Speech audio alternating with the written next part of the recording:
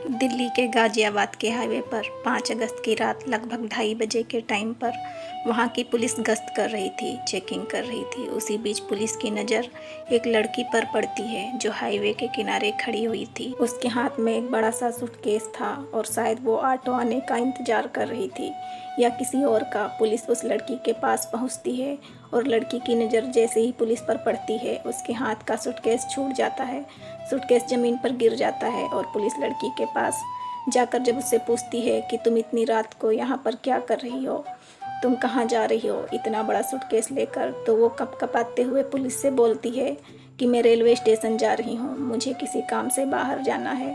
Police उससे बोलती है सूटकेस के अंदर क्या है, इसे खोल कर दिखाओ, क्योंकि तुम एक लड़की हो और अगर तुम्हें कुछ कपड़े ले जाने होते तो तुम छोटा वाला बैग ले जाती, इतने बड़े सूटकेस में तुम अकेले क्या लेकर जा रही हो। लड़की कँपकँपाते हुए हाथों से जब सूटकेस खोलती है और सूटकेस के अंदर जो निकलता है, जिसको देखकर पुलिस वालों की आंखें फटी की फटी रह जाती हैं, क्योंकि सूटकेस के अंदर एक शख्स की लाश थी। उनके 2 टुकड़े कर पूरे तरीके से पैक किए गए थे। पुलिस फ़ौरन लड़की को पकड़ लेती है और उसको थाने ले जाया जाता है। उससे पूछताछ की जाती है कि आखिर ये लाश किसकी है, हत्या किसने की। तो वो पुलिस को बोलती है कि मैं शुरू से आखिरी तक पूरी कहानी बताती हूँ, और वो बताती है कि उसका नाम पिंकी है, उसकी उम्र 27 साल है। उसकी शादी 4 साल पहले दिनेश यादव के साथ हुई थी, लेकिन शादी के बाद दिनेश उसको मारता पीटता था। वो दिनेश के साथ बिल्कुल भी खुश नहीं थी और उसी बीच उसकी मुलाकात पंकज से होती है।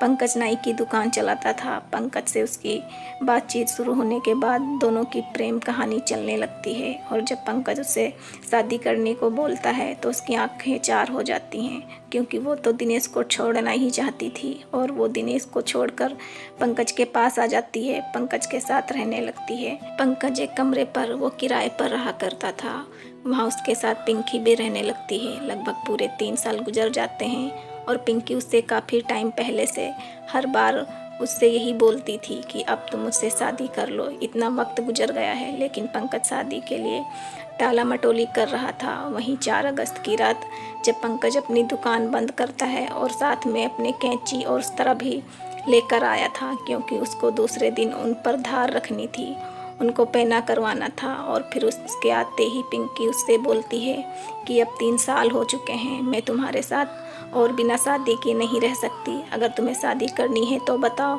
और नहीं करनी है तो बताओ। और इसी बात को लेकर दोनों के बीच बहस हो जाती है और बहस इतनी बढ़ जाती है, पंकज पिंकी से बोलता है कि जब तू अपने पति की नहीं हुई तो तू मेरी कैसे हो जाएगी, मैं तो तेरा सिर्फ प्रेमी हूँ। और ये सुनना था कि पिंकी आग बबूला हो जाती है। वहीं से वो उस तरह उठाती है और फिर उसकी गर्दन पर ताबड़तोड़ वार कर देती है। पंकज ज़मीन पर गिर जाता है और कुछ देर तड़पने के बाद उसकी जान निकल जाती है। पिंकी थोड़ी देर सुकून से बैठती है और उसके बाद वो पंकज की लाश को ठिकाने लगाने का प्लान बनाती है और लाश को बाथरूम में ले जाकर डाल देती है ताकि पंकज का सारा खून निकल जाए।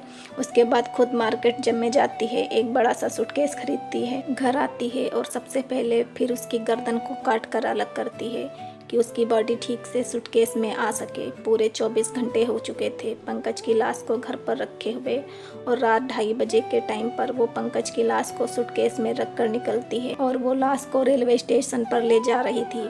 वो सूटकेस को किसी ट्रेन में रख देती, जिसके बाद पंकज की लाश ट्रेन के साथ ही किसी दूसरी जगह पर पहुंच जाती और शिनाख्त भी नहीं हो पाती, कोई पता भी नहीं कर पाता आखिर ये पंकज की लाश है, और ना ही ये पता चलता कि हत्या किसने की है।